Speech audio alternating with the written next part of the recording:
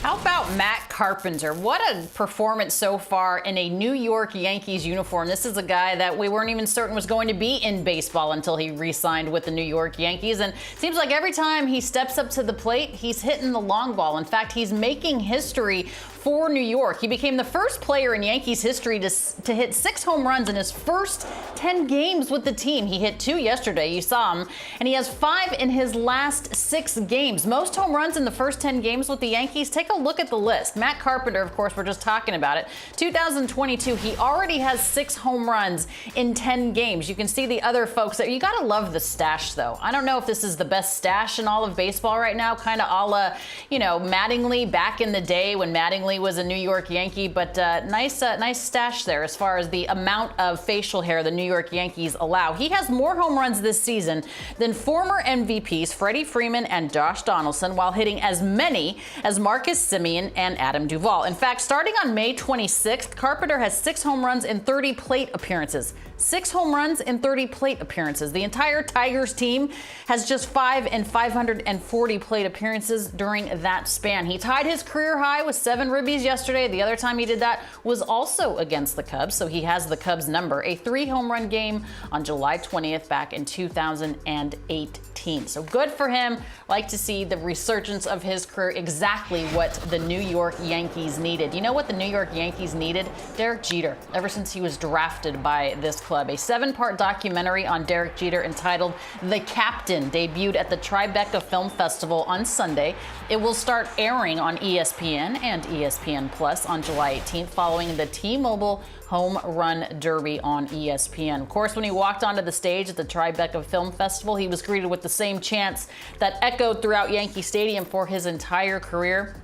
The first part of this series will focus on Jeter's upbringing as a biracial child in Kalamazoo, Michigan, his baseball development, and will show previously unseen footage of Jeter being drafted by the New York Yankees. And we can't talk about the Yankees without talking about the Red Sox. Getting hot as of late. They went 8-2 on their road trip to Oakland, Anaheim, and Seattle, again amidst Joe Maddon's firing. It was the first time the Red Sox won at least 8 games on a West Coast road trip since August of 1995. Bring out the laundry cart.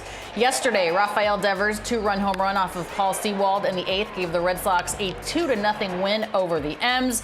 It was Devers' 3rd home run in his last 7 games, so he is heating up. Yesterday, Cutter Crawford has to be one of the best names in baseball, by the way, and 5 relievers combined to throw a 1-hitter. Red Sox pitchers have a 2.31 earned run average during the road trip. JD Martinez is hot, 2 home runs on the road. His 3.47 average this year is 2nd in the majors. The Red Sox get a much-deserved day off today. So do the Yankees, by the way, before opening a 9-game homestand against the A's, the Cardinals, and the Tigers. And how about the Philadelphia Phillies? Before I get into this, I have to admit that I was completely wrong. I said that changing the manager, changing the voice was not going to make a difference. I was wrong. The Phillies' 9-game losing streak ended with a 13-1 loss to the Diamondbacks yesterday.